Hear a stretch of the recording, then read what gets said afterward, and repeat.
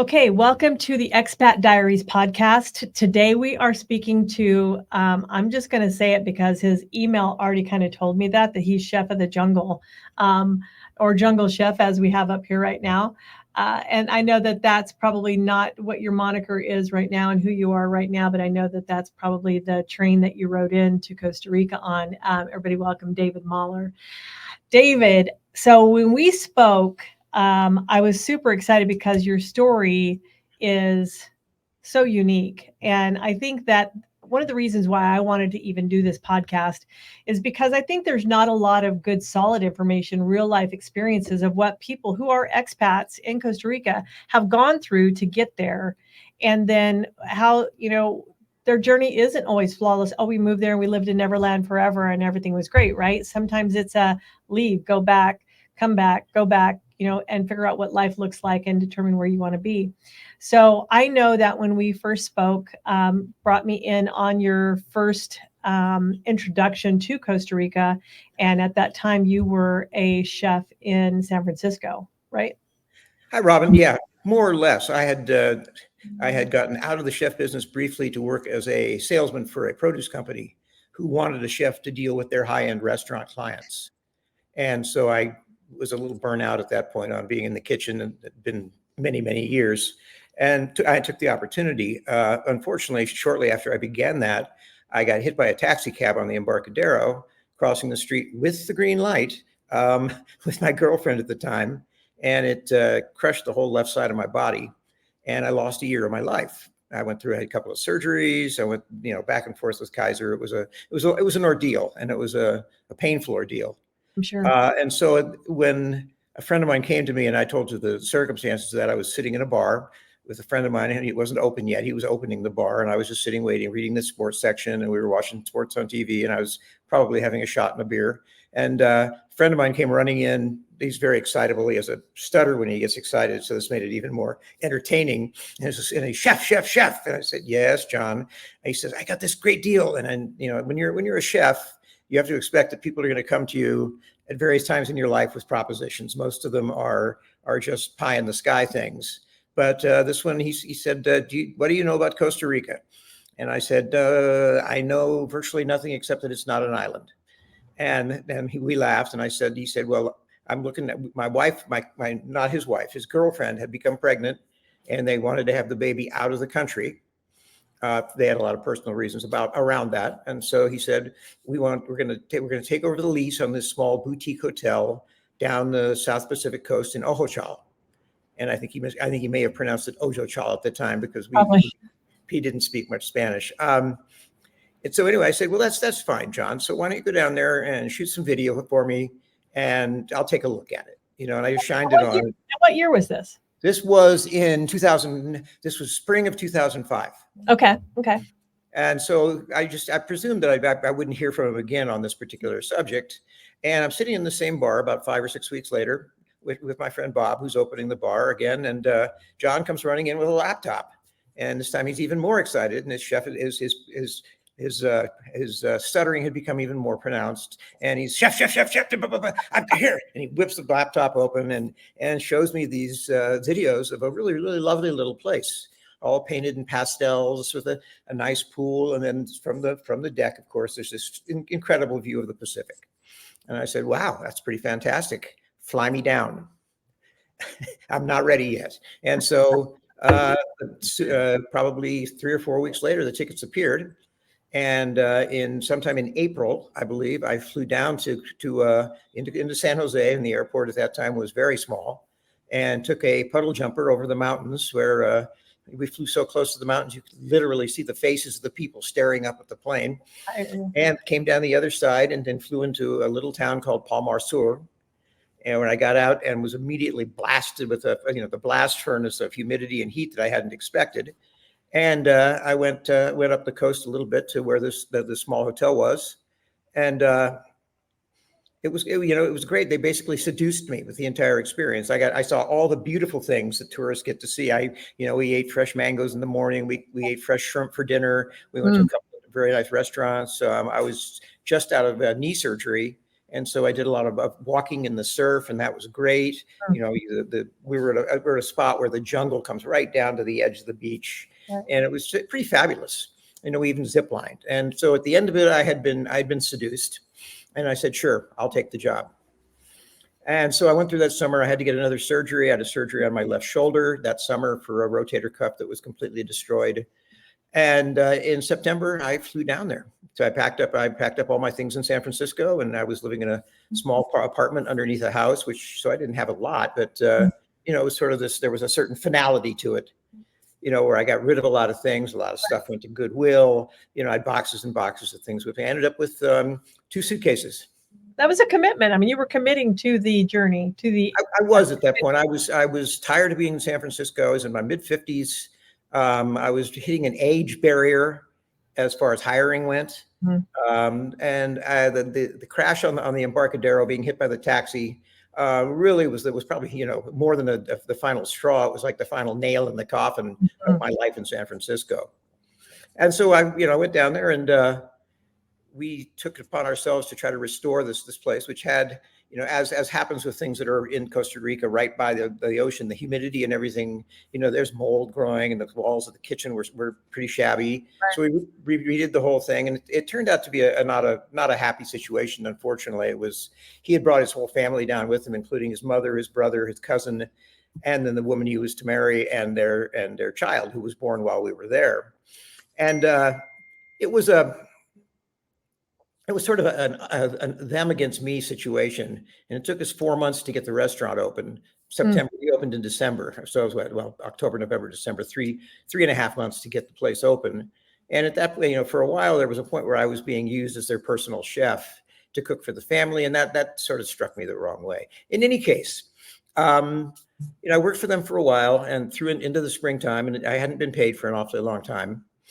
And so I ended up just saying, that's it, I can't do this any longer. And I was walking. Were they like, were you staying in the hotel as well? So that was right. The only good part of our deal that they did not renege on was that I would have a place to stay no matter what. Okay. And so I stayed in the hotel, and then finally, when the tourist season hit, they started putting me in various different hotels around town, which was kind of inconvenient and uncomfortable. But it, you know, worked out to a point. Right. And I finally said, I can't do this any longer, and I quit. And I was staying with a friend, and I happened to be, I told you the story, walking down a dirt road in Ojochal, and we probably were drinking beers at 10 o'clock in the morning, and a car stopped and said, are you Chef Dave? And I said, yes, I am. And he said, Henyer Guzman up at La Cusinga Eco Lodge has heard about you, and he wants to hire you as a chef. And I thought, well, great. That's great. That's a perfect opportunity. Timing, you know, the universe works in funny ways. And so I went up there and I talked to him, and he was amenable to me. And then, you know, he didn't, at the time I've told each other this quite honestly, I had a pretty serious drinking problem, which I brought down to Costa Rica with me. And unfortunately, what happens when first off, the beach life is a drinking life. Yeah. For a lot of people. And when the guests come to the hotel, let's buy the chef a shot, you know, let's buy the chef a beer, let's do this. And so it just sort of steamrolled. In any case, I went to work at La Cusinga, which is a lovely eco lodge. Beautiful. Looks right out over the Pacific. My kitchen looked out over the Pacific, and it worked out. I mean, I cooked some great food there, but also my drinking problem was exacerbated just by my drinking, as happens. Right. And so I ended up having somewhat of a spat with them and leaving. And that was in 2006, 2007? This was I started there in spring of winter of 2007. Just as 2006 went into 2007. Okay, gotcha. And so I worked there for about 3 or 4 months, ended up spending a couple more months in various places in Ojochal doing nothing, because I had received the money from my accident. The insurance company had paid up. So there I was, this guy with an alcohol problem and too much money, which was really a bad situation. In any case, I ended up going back to the States, going through a recovery program, treatment for alcoholism, and AA sponsored. When did you go back to the U.S.? I went back to the U.S. in December, first week of December. No, excuse me, because I went into I guess we call it a sanitarium, in Costa Rica in December of 2007, and went into treatment in Austin, Texas on the 3rd of January, 2008. Let's talk about that treatment in Costa Rica. Like what was that like and how did it vary based on the treatment that you ended up succeeding at in Austin? Well, it was rather than being a treatment, it was more of a rehab for my body. It was I was, I needed to go somewhere where I could get all the alcohol out of my system. I needed to go somewhere where, Dry out. and I was in a bad state. And my doctor couldn't find a hospital room for me, so he was also the doctor, in-house doctor at a house in San Pedro that was filled with Alzheimer's patients, Oh wow. Ticos, and we use the word Tico not in a derogatory way. Right. It's what they call themselves. And it was a very bizarre situation. I'm lying there, this alcoholic, a gringo chef, sweating out years and years of drinking, and there's these Alzheimer's That's patients. pleasant in its own right. Yeah, it's a pretty horrifying thing. I was going through 3 sets of sheets a night. It was pretty awful. And the first night there, I awoke, and I probably was on the ceiling, to this screaming and cursing in Spanish. And it turned out that the gentleman in the room right next to me, and the walls were paper thin, the gentleman in the room next to me not only had Alzheimer's, but he had Tourette's syndrome. Oh wow. Yeah, so he was lying there cursing and screaming, and the first month was you could write a whole short story about the whole thing, because it was every morning I'd wake up, and because they all had Alzheimer's, every morning I had to reintroduce myself to everyone. That's actually kind of comical, and I think it would be a funny short story. And so you were there in that place for 30 days? 30 days, right. And at that point, I realized that I needed not just to get the alcohol out of my system, I needed to reprogram myself. I needed to get a new way of thinking. And so I ended up in a treatment center run by Austin Recovery in Austin, Texas, that my younger sister had found for me. And it turned out to basically save my life. And did it help that you had already basically detoxed? Yeah, it did, because I was able to, at the end of a month, I was thinking a lot more clearly. Right. And the clarity told me, you've got to get your life straight. Right. And you've got to figure, you've still got time. You don't give up. You're in your mid 50s, do something about this. Right. And it basically, I'm not here to proselytize about AA or talk about any of that, but for me, it worked. It saved my life. Right. And I've been sober for 16 years since then. That's amazing. And for so many people, have the same results also. I do want to, so you're in Austin, you go through rehab. And what year is that again? That was in 2008. Okay, 2008. So you're done there, and then you're still in the US. Right. I'm in the US, and I'm working for Whole Foods. Okay. I went down there with my very impressive resume and photographs of all my food and the reviews of the places that I had worked, and they put me to work making sandwiches. Nice. Yeah.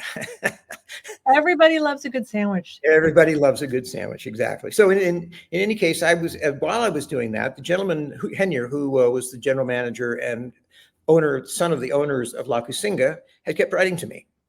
That's even nice. though our parting of the ways had been really kind of an ugly situation. And he kept writing to me and asking me how I was doing and how my recovery was coming and if I was still sober and this and that. And then finally, probably mid-fall, he asked me if I ever thought about coming back. And at this point, I'd been sober about 8 months.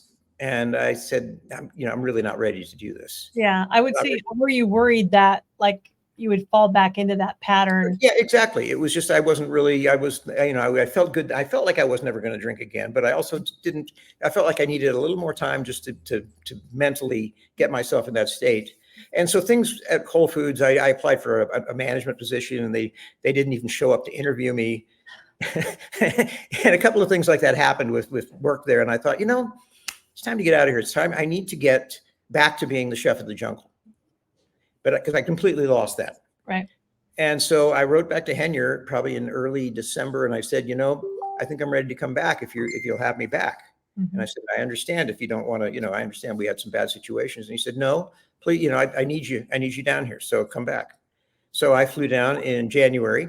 I went through the holidays with my family, with my sister and her husband, and flew back down. And for the next 2.5 years, or 2 years and a couple of months, worked at La Cusinga. Everything worked out successfully. I was basically I'd recovered from alcoholism, which it doesn't happen for a lot of people. Sure. But I turned what had been just a guest-only dining room into a public dining room. I ended up writing a food column for a local magazine that showed up in all the hotels monthly. There was a radio program where I did an interview once a month. Nice. Talking food with the chef of the jungle. And it was great. It worked out really marvelously, Robin. And it was, I was lucky how it worked out. But as usual things, after two years or so, I needed more money. I needed more of a, just a response to the success that I brought to the place. Correct. Because our name was, all of a sudden we were the best restaurant on the coast. And we were doing what I call jungle coastal cuisine. And I was cooking all local products, fresh fish. I had contacted with a couple of farmers. I was one of the first chefs down there who had worked with local cuisine like their local products like that. But it needed more, and I needed more input. And also during that time, I became tremendously lonely. I living by myself for quite some time. And I hooked up with an old girlfriend, and we started talking for about 3 months. And I made a trip to see her in Oregon. She came to Costa Rica. There was a plan that we were going to live 6 months in Costa Rica and 6 months in Oregon. And I'd arranged with, there's a very nice young couple up in Dominical who had opened an ice cream place. And they were making ice cream out of jungle flavors, everything fresh cream, all that kind of stuff. And they'd eaten at my place 3 or 4 times and loved it. So they talked to me and asked me if I would be interested in being partners with them up in Dominical and taking the space that they had. And they had a chance for a lease on part of the other spot. And we'd run a restaurant together. He was a graduate of the Culinary Academy up in Hyde Park in New York. Nice. And so we started to do this. But what happened is that the municipality and this is a classic Costa Rica situation, the municipality just found out that the successful chef was going to come in and take the space, and they raised their taxes and their rent by a significant amount. And, so I think that a lot of people who are considering moving to Costa Rica, things like that are like little red flags for them, right? They're like, oh, the corrupt government or the corrupt municipalities or whatever happens. And I know that in a couple of different instances, we have experienced that also. But I think that we experienced that in the States as well. Sure. So not to just go, oh my God, this is the thing, it's a corrupt government down there, blah, blah, blah. And I don't think that's true, but I think there are pockets of incidences where greed and corruption are in every walk of humanity. Absolutely. And I think that there's, people who come down to Costa Rica, come down here and are confronted with, weird things at the bank, weird things with taxes, weird things with your paperwork, trying to get residency, all these things are registered. And for most people, it's in a foreign language. Right. I speak relatively decent Spanish. I worked in restaurants in California most of my life and learned to speak kitchen Spanish from my Mexican and Salvadoreño helpers. Right. And then, so I was able to at least understand the basics, although I couldn't understand what they were saying at the garage. Correct. For my car, also known as the taller. I couldn't understand the things that they were saying at the bank. And I couldn't understand really the things that they were saying at the municipality when I was trying to get my papers done and to become a resident. And so those are the things I think that throw people off a lot. It's difficult to make those connections if you're used to, and things are more difficult here. They love to stamp things, and they love to have 20 sheets of paper for something that really doesn't take more than 1 or 2. It's I don't know what the mentality is behind it, but it's funny. I was getting my residency. I reapplied for my 3rd residency card yesterday. They last 2 years at a time, and I was just laughing to myself about watching this young woman. And she's stamping and stamping and stamping these things. And I thought to myself, I've been here since 2005 off and on, and they haven't improved the system. This is still the way they do it. And well, anyway. To them, it's not broken. No, it's not. It's not. Excuse me, my phone's going off. So anyway, I left Costa Rica and went back to the States for 7 years, from 2000, actually maybe 6 years, from 2000. How hard was that to leave this and then go back into the hubbub of what we live in the U.S.?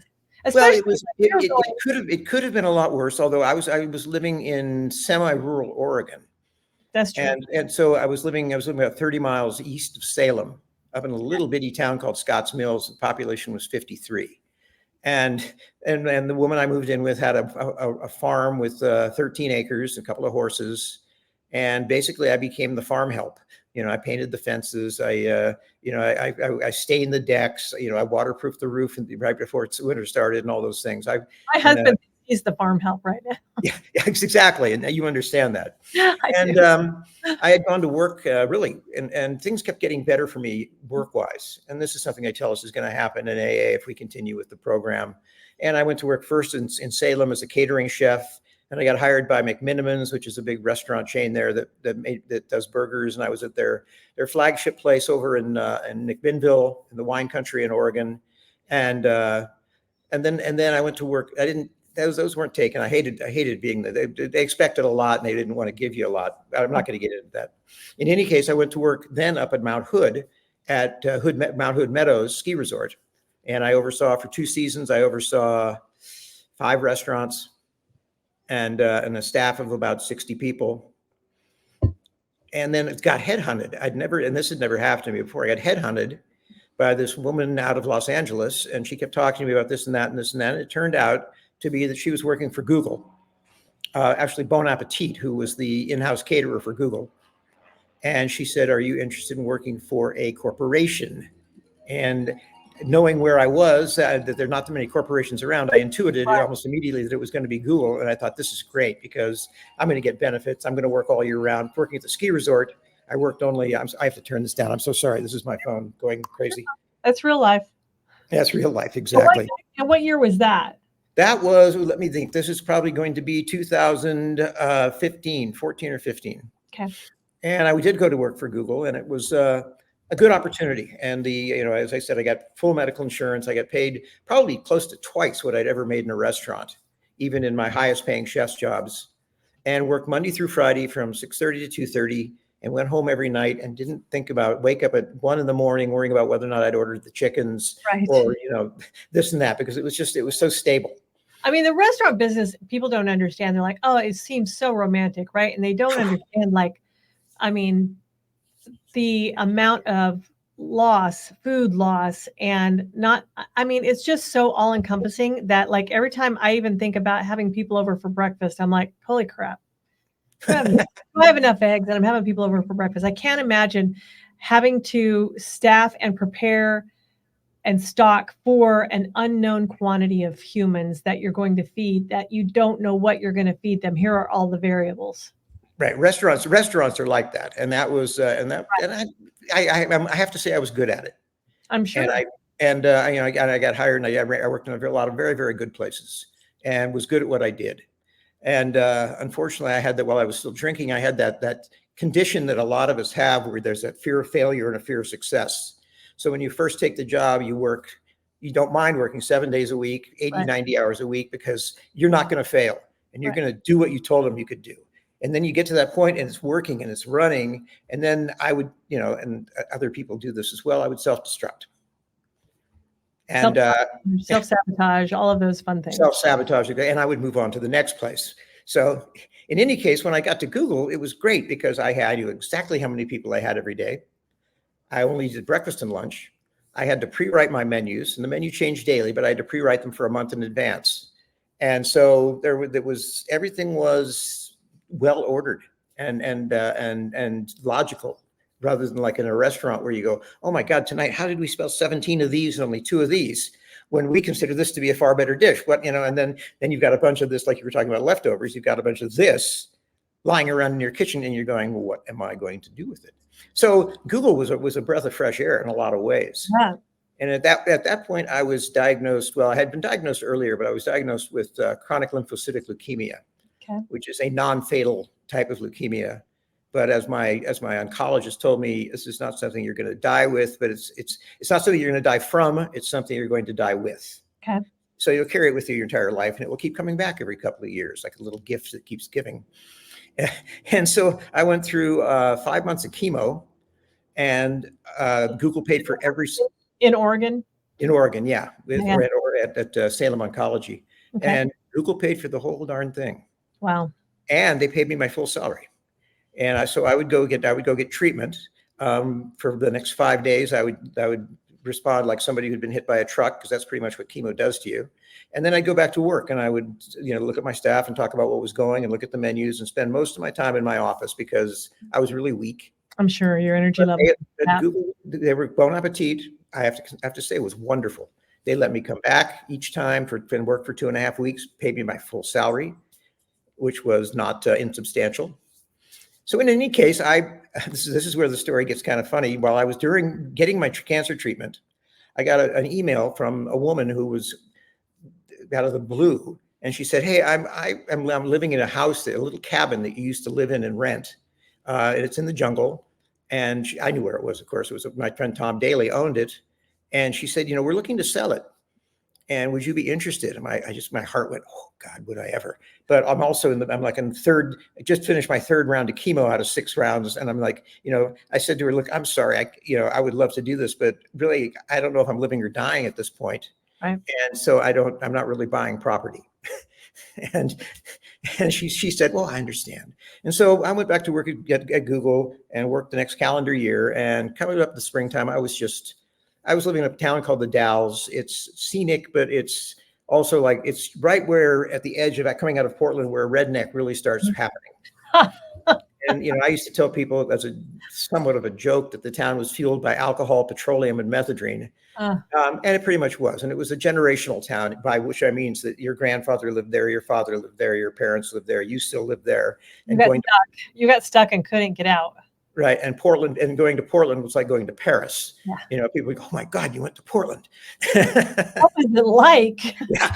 And how did you do that? Anyway, so I out of the blue, I wrote this woman back and I said, "Hey, I don't know if you sold the little cabin, but if you haven't, I'd be interested in talking to you about it." And she wrote back within probably an hour and said, "It's amazing you would do this. We didn't sell it yet. We decided to live in it for another year. I'm just printing up the flyers to put on the telephone poles to put up the for sale signs." That's I amazing. said, "Don't do anything. I'll take it." And, this went to that, and we ended up making the agreement on how much it was going to be. And it turned out that I was flying, as I did this yearly for a while. I flew down to New Orleans for Jazz Fest. I have a very good friend, an old chef in San Francisco, who lived about 2 blocks from the fairgrounds in New Orleans, and it was a stay with him for free. Go to Jazz Fest, hang out. Go to New Orleans. Going to New Orleans is like going to a foreign country anyway, and it was great. It so is. Yeah, it's probably more like a foreign country than any city in the United States. But in any case, so I flew through, went to Jazz Fest, went to both weekends, flew down to Costa Rica, paid her cash for the house. Went to the bank, got all the papers signed, did the whole deal, and thought, well, okay, I'll keep working at Google and make some more money because I'm making really good money, and I'll rent the house out. And I get back home and I'm back at Google, and I'm, it's one of those things where you have an out, and you're doing something, and you think that it gets closer and closer and more shiny as you're thinking about it, And so I finally gave my notice at Google, and I talked with a woman down in Costa Rica in Uvita, a place between Uvita and Ojochal called Ballena Bistro. Oh, I know her. Do you know Anya? Yes. Yeah. Lovely. Yeah. Lovely. So anyway, we talked on WhatsApp. I was introduced to WhatsApp for the first time, and she and I talked for about 3 months that summer. And while I'd given my notice, I'd given 3 months notice at Google because I'm an honorable individual. And stop for just a second, because a huge shout out. If you're on the Costanera and you're heading south and you see Ballena Bistro, pull over and go have some lunch, because it's a lovely place. It is a lovely place. And she's no longer involved in it. She sold it to one of her waitresses, who's also a lovely woman and doing a great job with it. And it is a great place. It's a very cool place. It's open air, and the food is good, and it's a good stop. And it's friendly and warm and lovely. It is. Everybody there is so charming. So anyway, I came back to Costa Rica, and I got rid of all my stuff. I'd broken up with the girl in Oregon a couple of years prior. And so I once again packed up all my things, got rid of everything. I spent the last 3 nights in the Dalles sleeping on the floor because I'd sold my bed. I had pretty good, made a pretty good take selling off all my things. I bet. And came down to Costa Rica and moved into my little house. I bought a car. I did all the things that I needed to get. Okay, so stop there, because you pass over that like that's just an easy thing. Oh, right. We should talk about the experience of buying a car. Yeah, because that's probably so. When I bought my first vehicle in Costa Rica, and I bought it from a gringo from Canada, and then I had to deal with the mechanics, and I had to deal with a lot of stuff. I mean, that was no easy feat in itself. And first of all, you're like just so uncertain that you've done the right thing, purchased the right vehicle, did we get the Machamo? Do we have everything that we need? I mean, to me, that was probably one of the most, I felt so accomplished when I got that completed, and I had a legal vessel to transport myself back and forth, and it was 4-wheel drive. And I'm going to tell you a really short story because it's stupid hysterical. So I had rented a tree house. I'd leased a tree house for a year from this American couple that lived down in Florida, um, in Vida, and I had came across this 1986 Toyota Land Cruiser that this gentleman had drove down from Canada like 10 years earlier. And so made the deal, bought the thing. He gave me all the instructions. We went out driving it. It was a dinosaur, and it had some quirks and things that you had to do. Push this button before you do this thing right here. And he had handwritten me out notes. Now, did you have to rotate the hubs to put it in 4-wheel drive? I had lockout hubs, yes. And so, but the thing is that we'd gone up and down his mountain, and he's like, we can get up and down my mountain in 2-wheel drive, and probably yours will be that way too. You'll be fine. So he was wrong. And by the time I was going up my mountain all by myself, like my husband wasn't there, my best friend Beverly wasn't there, and it's dark, and there's no service. There's service at the bottom and there's service at the top whenever I would get to my house, but there was nothing in between. Not a single light. No, dark as crap, nothing but wildlife out there. And then I'm going up the mountain. So it's like a slick drop off on my one side. And so I started going up, and I realized I'm spinning gravel. I've got to put it in 4-wheel drive. So I take my phone out. I turn my flashlight on. I pull the notes out of the glove box. I'm reading step-by-step instructions as I'm on the side of this mountain, and I'm reading them, and I keep going through it. And I'll tell you, and I'm a boomer, so it's like I should know some stuff that I didn't know. Like, I don't know that I've ever had lockout hubs before. And so he walked me through it, and I thought I paid attention, which I'm notoriously famous for not paying attention. There's usually a support staff of mine somewhere, like my husband or my best friend, who they're the ones that pay close attention to stuff. I'm big picture. And so I keep getting out. I lock in the hub. I get back in, I put it in gear, and it dies. And I'm like, what the hell am I doing? What am I doing wrong? I just am screaming on the side of this mountain because I just don't know. Like, I don't know how to get up this mountain. There's no one to help me. And then finally, I'm like, I wonder if there's one of those things on the other side too. It's like such a stupid girl thing to do. And so I take my flashlight and go around and see that there is a lockout hub on the other one too. So I do get in the truck, and it goes. Oh, I mean, I make it up the mountain. I make it to the treehouse. I call my best friend, my business partner, and I call him like, oh my God, if there was ever a time that someone did not think that I was a badass, they are wrong. All by myself. I just got this vehicle up the mountain in the dark, in 4-wheel drive, locked it in, did the whole thing, screamed my guts out. I cried a tiny little bit, and then I got there. And so that ordeal of purchasing a vehicle in Costa Rica still traumatizes me to this day. But I know that it can seem overwhelming, and I see those conversations in the groups a lot. So Sure. Talk about your experience with that. Well, it's what in the States, you buy a car from somebody, you sign the pink slip, you give them they sign it back, the papers to you, you go away. Right. In Costa Rica, if you buy a car, you have to go to an attorney, the abogado. Yep. And you have to both go to the abogado and pay the abogado some money for the transfer. And then everybody's got their finger in every single little business transaction that goes on. And then there are stamps. They all have the stamps. They had the stamps. Of course they did. They wouldn't be official if they didn't have it. And then what you don't understand also is that you don't just have to get a registration. There are two things. There is the Reteve, yes, and there is the Marchamo. Yes. Marchamo is a yearly thing that you pay every December. And the value has recently gone way up because the government has decided they weren't making enough money off the Marchamo. But I've paid as little as $70, and I've paid as much as $180 for my Marchamo yearly. The Reteve is another thing, and it's monthly, and each car has a different Reteve based on a license plate. And so you go on Reteve, and this is when they decide whether or not your car is roadworthy. I always opted for having one of the guys from the garage where I took it, take it to the market, because if Ticos take the cars, it's like, okay, sure, see you later. Gringos take the cars, it's like, oh, your rear tire sticks out about 6 millimeters over the edge of the fender, and so no, we can't do this. You have to bring it back. You have to get it fixed and bring it back. And so I would have the guys from the garage take it there, and that worked out a lot better. And anyone who buys a car, just develop a relationship with the mechanic, Right. because it's so easy to get ripped off by mechanics, especially when they're speaking in a language that you don't understand. And even if you do, like me, speak Spanish, what the parts of your car and the things they do to it are a whole different vocabulary than what you learn in Spanish 1 and 2 in school. Correct. So in any case, when I came back, I bought and I was really proud of myself for doing this. I bought a Toyota 4Runner, 2001. I mean, it was old, but it only had 109,000 miles on it when I bought it, original miles. Wow.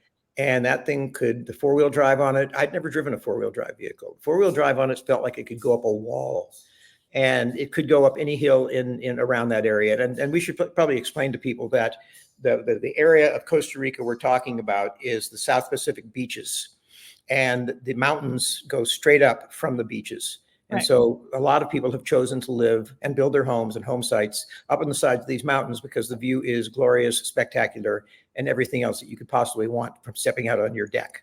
And unpaved. And unpaved, yes. Oh, nothing is paved, but things are starting to get paved. But that could be years away. In any case, yeah, you go up and there's holes, and once it rains, it becomes a whole nother game completely once it rains. So anyway, I bought this vehicle, and I had to have the brakes replaced. I had to have the clutch replaced, both within the first couple of months, and then it ran like a dream. And so my advice, unless you're buying a new car, unless you're going to do something like that when you come down here, I would try to find a Toyota 4Runner, because if you're living down in that part of the world, it's probably the best car for that situation. And back to your story about the Toyota you were driving. I drove a 1969. I was house sitting for a guy, a 1969 Toyota Land Cruiser, old school, the one that looks like a truck cab and everything. And he lived way at the top of the mountain in an A-frame that he built. And it was the same situation going up and down, where I had to stop at the bottom and do the hubs. So they would drag me basically up the mountain. And I don't know if anybody's ever watched the series on Netflix or wherever it's at right now, Shameless. But when we got the vehicle, we named it the Gallagher, because it was not attractive, but it got the job done. Excellent.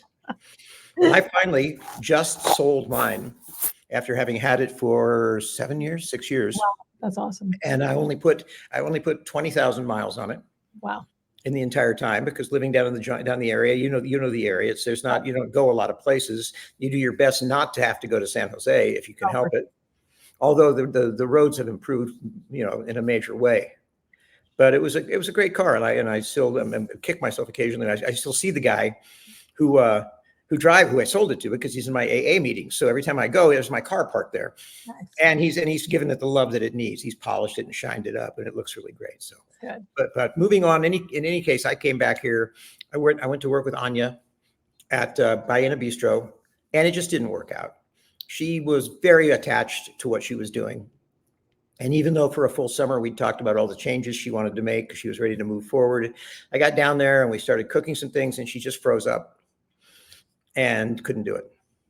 Couldn't make the changes. And I didn't want to serve hamburgers and quiche as much as I like hamburgers and quiche. They're both wonderful things, but it wasn't what I was doing. Right.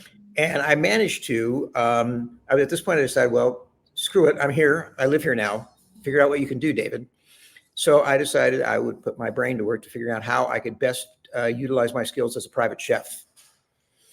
And I was looking around for a kitchen to use. My house, my little cabin, was way too small to do anything other than maybe a couple of saute things or making a salad. But I wasn't to be able to prep things there and take them to people's houses. So I ended up working in a couple of homes. I got in touch with some realtors, some property developers, and some people who handled vacation rentals. And they set me up with a couple of different families, and I went and cooked for them for 2 or 3 days. And it was great. I wasn't making a bunch of money, but it was fine. I was also getting my United States Social Security checks on a monthly basis, which certainly helped. And then the big thing that happened was I ran into some friends who were as state sitting, if you will, at a place called Casa Tortuga down in Ojochal, right across from the entrance to Ojochal, Playa Tortuga, which is a wonderful, wonderful place because it's a turtle preserve. Right. And they bring kids and volunteers down from all over the world who come there and work to help with the turtle eggs and help with the get the baby turtles going and all that. It's a really wonderful place. But up above it, the gentleman who owns the property is a dentist in the States, and he built this place that has 12 rooms, 14 rooms. It's in 2 wings, and it's probably has, I guess 32 people can stay. Mm. And so I talked to them and I said, what do you guys do about the food here? My friend Frank Tortorello ran a deli in Brooklyn. He says, well, we don't really know what we're doing. And we tell them to go out here and go out there, but most people don't know what they want to do, and they don't want to go out at night. You know, they've been out a couple of times during the day. They've gone to the beach with their kids. They've gone, zip lining in the afternoon. They come back and they're tired and they're burnt out. They've been out in the sun all day. Mm-hmm. And I said, Frank, what do you think if you guys offered my services as the chef at Casa Tortuga? And he said, let's give it a try. And so I ended up working as a separate entity from the rental agency, the rental part of it. And I would write letters to the people who were coming down and say, this is who I am, and introduce myself and put some of my press and some menus and things in and say, I will be happy to create menus for you. Bring your family. I'll cook breakfast, lunch, and dinner. And so I did that, and it worked out really well for 2.5 years. Wow. I would, and I wasn't working 7 days. Some of the time I worked, there were times when I worked 15, 16, 18 days in a row, and other times where I was off for a week at a time. But I would end up making enough money from Christmas to Semana Santa, which is Holy Week. And we should throw in here that Semana Santa, don't come here during Semana Santa. It's the big Costa Rican holiday. They all come to the beach. They bring their furniture. They bring their children. It's funny, there's an expression they have here. They call them the huevos duros, hard-boiled eggs.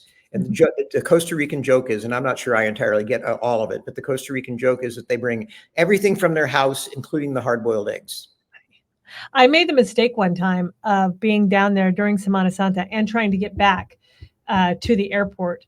And what would have typically been like a 3.5-hour drive from Vida to San Jose took over 8 hours. Yeah. Roadblocks, checkpoints, standstill traffic, and I had never experienced it before. Matter of fact, we were planning some events this year, and I'm like, okay, Easter this year is in March, is the last week of March. So because I'm normally I'm like, don't go in April. And so I'm like, okay, hang on a second. Let's look at March real quick, because that's when Semana Santa will be. It is the Tico's country that weekend. Really, we have no place vacationing there during that time. Let them have their vacation time. Exactly. We really don't. And so I would work from, as I said, from Christmas through Semana Santa. And then that was pretty much it, because the tourism stopped. And I would make enough money in those 4 or 5 months to be able to hang out the rest of the year and travel. Nice. And go to the Jazz Fest and do the things that I wanted to do, come back to the States, see my sisters, and it worked out very, very well. And unfortunately, at the end of 2.5 years, a couple of things happened. Frank passed. Really in a very surprising, very, very sudden way. And so the woman that had been hired to come in and sort of put things together didn't want to work with me. She wanted to do organic, vegetable, everything, tofu and all vegan, and which is fine. I mean, there's a place, that stuff has a place, but it's not what I do or what I specialize in. And at this point in my life, it may be a tiny bit late to change. So in any case, that ended that, and I ended up doing a few more other private jobs. Got hooked up with a place down in Ojochal, way up on the mountain. John Chantry and his wife, and the name of it escapes me right now, but it's a nice little hotel that had 8 rooms. But the big deal was that they had a stage. He was a musician. Yeah, John. A stage and a little kitchen, and so I would do private events there. But in 2020, what happened was 2 things. COVID came. Yes. And I had arranged for some private gigs, and I had to send back people's deposits because nobody was traveling. And I also came down with my second diagnosis of active cancer. And so 2020 became the year that I retired. Congratulations. Thank you. And then during this time, a little earlier, I had because once again had grown lonely, and so I'd gone on a Costa Rica match and had met a lovely, wonderful woman from Peru who spoke pretty decent English and was charming and good looking and had a great job. And we talked on we texted on WhatsApp for 3 months before we ever met. So I felt like I knew her pretty well, and it worked out pretty well. And I ended up marrying her in 2020. Congratulations. First time I've been married in my life. That's amazing. Isn't it? And we still are. And so that's pretty much where things are right now. I ended up selling my little cabin in the jungle, which was but we just weren't going back there. And frankly, she didn't want to stay there because it was just a little on the funky side. A little primitive. A little primitive, and I'm good at primitive, but I understand how other people aren't. Yeah, I do too. So that was fine. Because, when you think about like the path that most people take to grow up, graduate school, find their career, whatever, find love or whatever, and so many of them rarely leave their little puddle, their nucleus, their little environment that they grew up in, like the people outside of Portland, right? Sure. And so to think that of all of the places you've been in your life and that you finally found the one on a dating site in Costa Rica, and she the same way, like from Peru, finds the love of her life, who's an American in Costa Rica.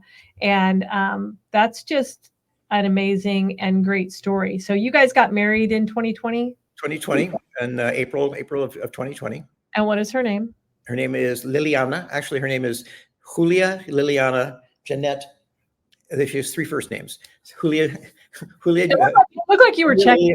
Julia Liliana Jeanette Simpson Torres. Nice. And she's a great woman, and I'm very lucky. So anyway, I went back and forth in reference back to your original premise when you introduced me. I went back and forth from Costa Rica 3 or 4 times before really deciding that. I mean, I knew this was the place, but I couldn't figure out how to make it work right. And it hadn't been working right. And I kept needing to go back to the States to bring money to get myself a little more settled, to figure out what I wanted to do. And when I got back here this time, I realized this was it. I'm here for life, and I love it here.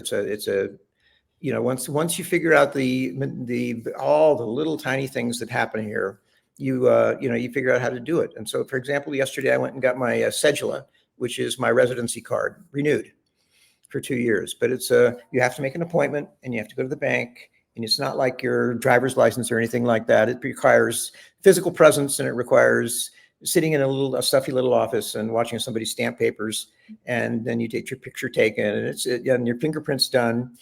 It's very old school. I love it. But I did that, and it reminded me of all the things that I have learned. I've learned a tremendous amount of things in being here. So I know that you talk about your sisters in the States. Was there any objection from them when you decided that you were going to move? Not really. Both my sisters were a little fed up with me, frankly. But from the first time, after you were sober, were they still fed up with you? No, not at all. In fact, it's one of the wonderful things about AA is that it helps you figure out how to rekindle your life and how to make it up to people that you have done wrong or people who you scared. My sisters were frightened. They were sure they were going to bring me home from Costa Rica in a body bag.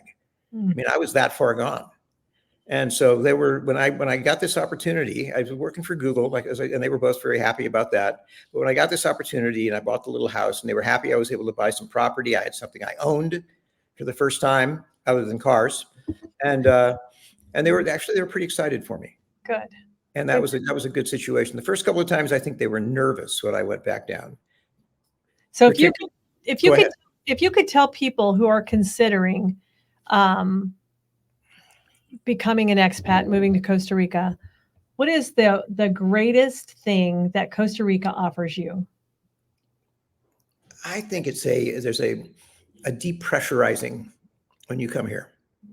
I think that I don't wake up every day and worry about the politics or any of those things. I don't think about. I read the paper and I worry about my home country, but on the other hand, I don't live there. And that's very refreshing. And there's a sort of a lightening of the load, if you will. I think I was speaking to somebody else the other day, and we were talking about that. And one of the things that she mentioned was when I moved to Costa Rica, I thought I was really coming to, and I'm just going to pick a side, left or right, whatever. I thought I was coming down to an area that was, I was going to be really aligned politically, blah, blah, blah, blah, blah. And I was like, I said, I never considered that whenever I was considering Costa Rica, like, what are their political views? Because like my business partner, her fiance lives in Denmark, and I'm not concerned with what they do in Denmark. You know what I'm saying? Because I don't live there. And and although I would always be concerned with what's going on in my home country, I don't plan on dragging U.S. politics down into Costa Rica. I plan on coming down here, living in peace with everybody else that's here. If you have this view, that's fantastic. That really is none of my business. And I think that the minute that we start dragging our U.S. garbage into another country, we have just polluted it. And really, if you want to talk politics, call somebody at home, talk politics about what's going on there. If you're concerned about what's going on, make sure you're proxy voting and you're doing that thing. But really, it doesn't belong to us when we live down here in a peaceful harmony situation. Why are we going to fight about something hours away? Right. Right. I mean, it still goes on. And if you're an American, as we are, I still love the United States. Absolutely. And so, but I read the New York Times and then the Washington Post every day, just because I'm an avid reader and I was a journalism major at Berkeley. So that's, those two things that, my interest in the news is. But there's a couple of websites here that I'm on. One of them is the Costa Ballena page, which I would recommend people joining if they're planning on going or thinking about going to this part of the coast, because it talks a lot about people. It's just the daily exchanges that people have, but they're like, where can I find somebody wanted to find where they could find an osteopath. And somebody else wanted to find where they could find this particular tool for their yard. And somebody else wanted to find where they could find something else at a store or a food item. And it's sort of, it's a bulletin board essentially. Right. Absolutely. And it works out great. And there's occasionally people who jump on there and they start talking politics, and mostly they get shouted down. Right. By people who just don't want to hear about it, We don't. And I feel the same way about the decompression. So I, in the States, am an entrepreneur, and I have a thriving business here, about 70 employees. And I have to speak publicly at events whenever I'm here. And sometimes like the big events, like whether we're at a conference in Vegas or whatever, and there's a lot of pressure on everything that goes on in that thing. And then I used to, like the minute I would leave that conference, I would be done with that. I would make sure I just headed straight to Costa Rica. And when I would land, it would just be like a huge flushing of garbage of like, okay, now I'm here. I literally sent my daughter a video one time, and I was like, I don't even know if you can see this, because I'm not an emotional person. I'm not overly emotional. I'm like, I'm crying right now just because I'm so relieved from all of the stress that is leaving my body from just being here. And I was all alone. Like, I'm in the treehouse all alone. There's nobody around me. Like, there's neighbors, but you don't see them. You don't know where they're at. I didn't really know anybody. I was just really there to decompress and get rid of all of that and just enjoy where I was at. And I feel the same way. I grew up in Central California my entire life, lots of agriculture, lots of farming, all of that stuff, not like what people think of California. And yeah. And I think about when I come to Costa Rica, it reminds me, and I think I told you this, it reminds me of California in 1973, when I was growing up, and that there were still dirt roads in California that you drove down miles, next to grape vineyards, not wine ones, the Thompson Green grapes. Right, and you could pull over, pull your pocket knife out, steal some grapes, go on your way, and nobody cared, right? Well, here you can do it with bananas. Yeah, for sure. And so that's how I feel about it. And so whenever I see a lot of turmoil or tumultuous conversations back and forth in some of the groups, I just want to go, look, that's not what this is about. There's not a bunch of angry Americans sitting down here ready to tell you you're an idiot, you don't know what you're doing, and stay where you're at. This is a loving, peaceful country. One of the things that I love the most about it are the people. And I think the Ticos are some of the friendliest people I've ever met in my life. Even if you don't speak Spanish and they don't speak English, they're going to find a way to communicate with you to figure out what it is so both of you can mutually get to wherever you need to be. And it's not going to be like, if you've ever visited Mexico, sometimes like you feel like you're just getting shystered because you don't speak the language. Holding back on the, funny, like, I'm going to talk about them like this. And I never feel like that when I'm in Costa Rica. I feel like we're genuinely working towards reaching some sort of outcome that is mutually beneficial. That's true. I did write a blog from here for several years that you can find on WordPress. It's called Chef of the Jungle. And I'll link it. I will link it in the comments. thank you. I wrote one of the entries that I wrote was on Pura Vida, Pura Vida, which is the national saying, which means pure life. Right. But it's also, people say to you, ¿Cómo estás? Pura vida. At the end of your conversation, they say pura vida. It's something that they just throw in. But it also, and the irony of it, of course, is like, for example, you take your car to the taller, which is the word here for garage, Taller. And a lot of people here come here and they want to know what the taller is. It's not the taller, it's the taller. I wanted to know too. I was like, why am I taking my car to the taller? Exactly. And then you go, and the guy says to you, well, yeah, su carro está listo mañana. And you go to get the car and it's not ready. In fact, they haven't even thought about getting the part. And he'll say, 2 días más, pura vida.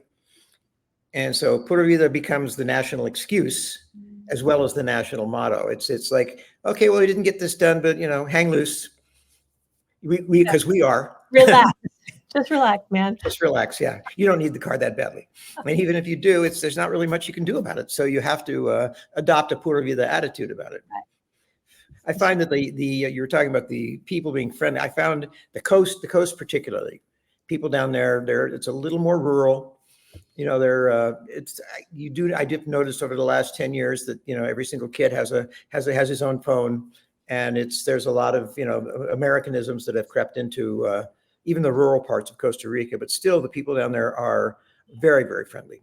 Right. And I was the only gringo living within 4 or 5 houses of the area that I lived in. And my neighbors were really, really supportive.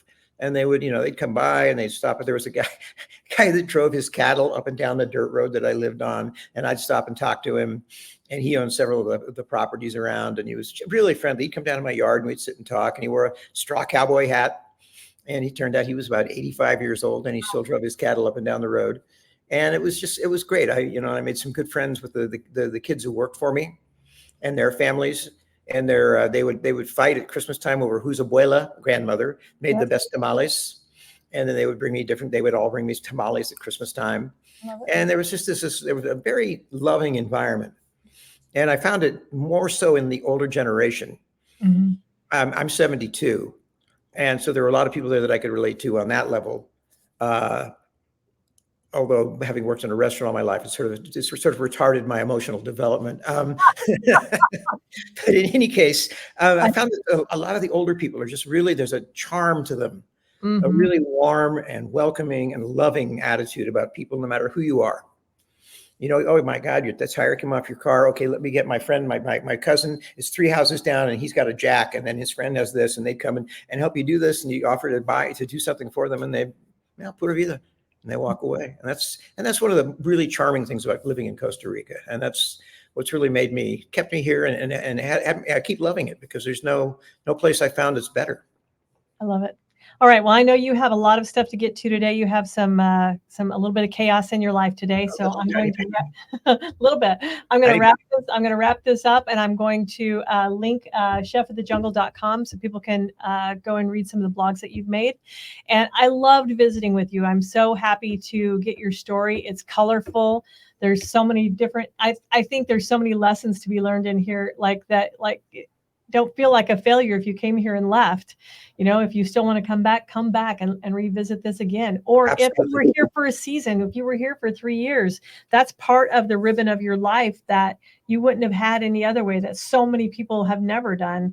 And so being an expat, even if you're only an expat for a couple of years, that's okay. It's not like, oh, you quit, go on back home to America. Yeah, you're not a failure. It's hard. It's not easy. It's not easy making the initial developments. Right. But once you make them and you get comfortable, it's like, wow, this is great. I mean, it's wonderful. And you were talking about getting off the plane. And I used to say that all my stress came out through my pores with that first sweat that I broke when I hit the humidity. And I must say, for people who are worried about that, no, you get used to it.